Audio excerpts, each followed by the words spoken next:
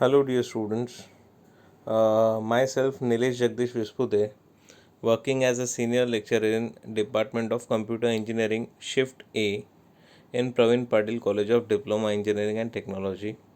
In this semester, I am going to teach you programming with Python. Our subject code is 22616, and we are going to start first chapter today. So our first chapter title is Introduction and Syntax of Python Programming.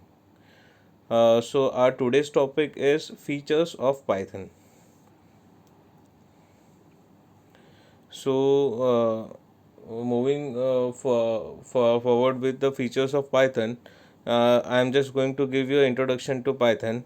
Basically, Python is a popular programming language. It was created by Guido van Rossum and released in 1991. Python can be used on a server to create a web application. It is also used alongside software to create workflows. It can connect to the database system. It can also read and modify files. It can be used to handle big data and platform complex mathematics. Python can be used for rapid prototyping or for production ready software development. Python also works on a different platforms like Windows, Mac, Linux, Raspberry Pi, etc. Python has a simple syntax similar to a English language. Python has syntax that allow developers to write programs with fewer lines than some other programming languages. That means for if you are writing a code for a particular if you are writing a code for finding even and odd numbers, okay, from a particular range, okay, when you are writing that program in suppose you are writing program in Java or you are writing program in C, but when you are writing program in Python, definitely your lines of code will be reduced. Okay. Python runs on an interpreter system, meaning that code can be executed as soon as it is written. Okay, Python runs on an interpreter. Means what? When you are writing a code, at that time it is rapidly executed. Okay, this means that prototyping can be very quick. Python can be treated in a procedural way, an object oriented way, or a functional way. So moving further, the features of Python. There are various features of Python. First one is easy to code. Then next one is free and open source, object oriented language. Then next one is GUI programming support, high level language, extensible feature. Python is portable language. Python is integrated language. The next one, it is interpreted language. Then large standard library and dynamically typed language. So first one is easy to code. Basically, Python is a high level programming language. Python is very easy to learn the language as compared to the other languages like C, C++, JavaScript, Java, etc. It is very easy to code in Python language, and anybody can learn Python basics in a few hours or days. It is also a developer friendly language. Second, free and open source. Python language is freely available at the official website, and you can download it from the given download link below. Click on the download Python keyword. Since it is open source, this means that source code is also available to the public, so you can download it as use it as well as share it. Next one, it is object oriented language. One of the key feature of Python is object oriented programming. Python supports object oriented language and concepts of classes, objects, encapsulation, etc. It is also called as GUI programming. It is also having a GUI programming support. GUI graphical user interface can be made using a module such as PyQt5, PyQt4, WX Python or TK in Python. PyQt5 is the most popular option for creating a graphical apps with Python.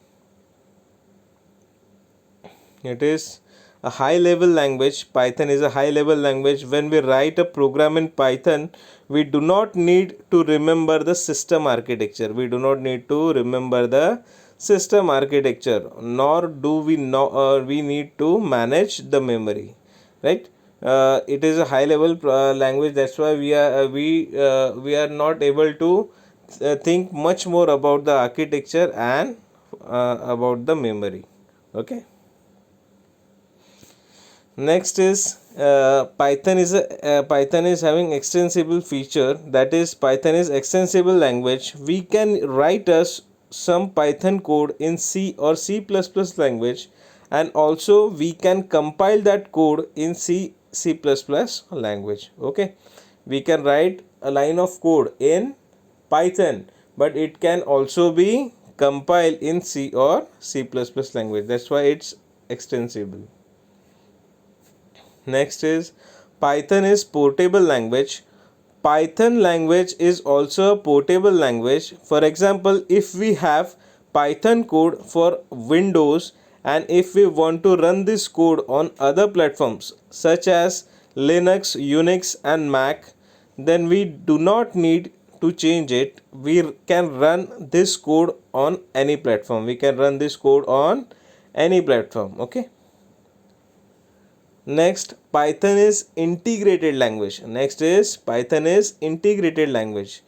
Python is also called as integrated language because we can easily integrate Python with other languages like C, C++. We can easily integrate with C and C++. We have already seen this feature, like Python is extensible. Okay, it is one and the same thing. Next is interpreted language. Python is an interpreted language because Python code is executed line by line at the time. Like other languages, C, C++, Java, etc., there is no need to compile Python code. This makes it easier to debug or code. The source code of Python is converted into an immediate form called bytecode. The source code of Python is converted into an immediate form that is called as bytecode. Next is large standard library. Python has a large standard library which provides a rich set of modules and functions, so you do not have to write your own code for every single thing. You do not have to write your own code for every single thing. Okay. There are many libraries present in Python for such as regular expressions, unit testing, web browser, etc. Okay, Python is having large standard libraries. Next, it is dynamically typed language. That means the type, for example integer, double, long, etc., for a variable is decided at a runtime, not in advance. Because of the feature, we don't need to specify the type of variable. Okay. If you are writing code in C, C++ or in Java, so you have to specify the data type of a particular variable in advance, but in Python there is no need to specify the data type in advance because it is directly or we can say it is directly decided at the time of runtime. Okay, so there is no need to specify it in advance. Okay. Next is now features are over. Now we are moving towards the internal working of Python. So basically Python is an object oriented programming language like Java. Okay, so Python is called as interpreted language. Python uses code modules that are interchangeable instead of a single long list of instruction that was standard for functional programming language. Python uses code modules. So modules are interchangeable. So there is no need to write a single long list of instruction. Okay, so there is no need to write a n number of lines of code. Okay.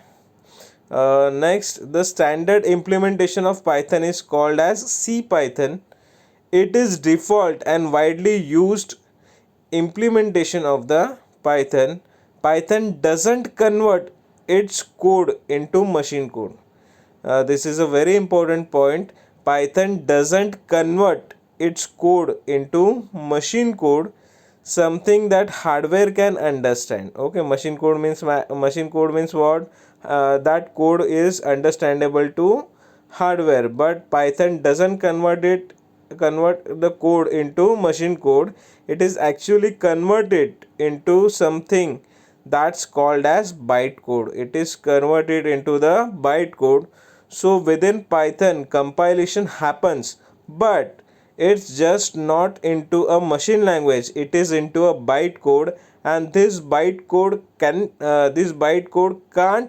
be understood by CPU. This bytecode can't be understood by CPU. So we need actually an interpreter called as Python virtual machine.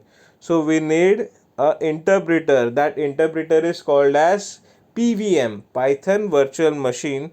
The Python virtual machine executes the bytecode. The Python virtual machine executes the bytecode. So it can, after executing bytecode, it will be converted into the machine code. It will be converted into the machine code that will be understandable to the hardware. So see this, it is the internal operations. So first the Python code is transferred to the syntax checker and translator. So we can say we can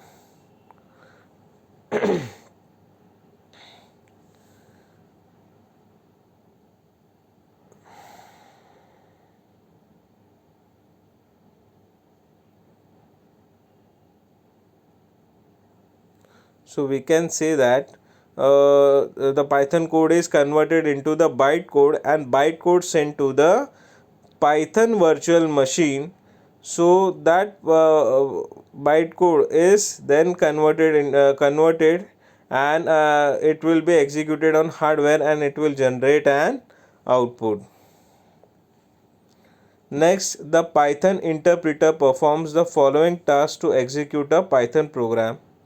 There are few steps. First, the interpreter reads a Python code or instruction. Then it verifies that the instruction is well formatted such that it checks the syntax of each line. If it encounter any error, it immediately halt the translation and shows an error message. So interpreter directly, what is the task of interpreter? It will verify the each and every instruction. If there is any syntax error, it will show the error message, right? The second step, if there is no error, at the time of interpretation, if there is no error, okay, the Python instruction or code is well formatted, then the interpreter translate it into its equivalent form in immediate language, that is called as bytecode. Thus, after successful execution of Python script or code, it is completely translated into a bytecode. Then next is step 3. Bytecode is sent to the Python virtual machine. Here again the bytecode is executed on PVM. If an error occurs during the execution, then the execution is halted with an error message. Okay, so this is enough with this first video. Thank you.